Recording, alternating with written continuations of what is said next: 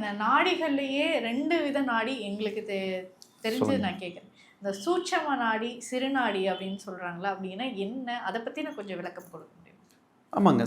சிறுநூல், அதாவது சிறுநாடி அப்படிங்கிறது பேசிக் லெவலில் சொல்கிறது. முன்னாடி சொல்லப்பட்ட போல் நம்மளுக்கு வந்து ஒரு ஜாதகம் இருந்தால் போதும், இல்லை ஜென்ரலாக என் லைஃப் என்ன இருந்தால் போதும் அப்படிங்கிறத சொல்கிறது வந்து சிறுநூல்.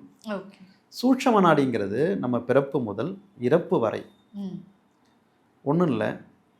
இப்போ நம்ம இங்கேருந்து ஒரு ஊருக்கு போகணும். இங்கேருந்து இப்போ சென்னை டு வைத்தீஸ்வரன் கோயில் போகிறோன்னு வச்சுக்கிங்களேன். சென்னை, திண்டிவனம், பாண்டிச்சேரி, கடலூர், சிதம்பரம், வைத்தீஸ்வரன் கோயில், இது வந்து ஒரு ஷார்ட்வேர்டு. சில பேருக்கு அதுவும் புரியாதங்கும் போது சிதம்பரம் வந்துட்டோமான்னு தெரியாது, கடலூர் வந்துட்டோமான்னு தெரியாது. அப்போ இன்னும் ரொம்ப டீப்பாக அதை பற்றி போவோம் இல்லையா? இவ்வளோ கிலோமீட்ரு, இந்தந்த கிலோமீட்டர் இவ்வளோ ஒரு டோல்கேட் இருக்கும், இந்த இடத்துல போனால் ஒரு கோயில் இருக்கும் அப்படிங்கிறது ரொம்ப விலாவாரியாக கொடுக்கறது வந்து ரொம்ப சூட்சமாக.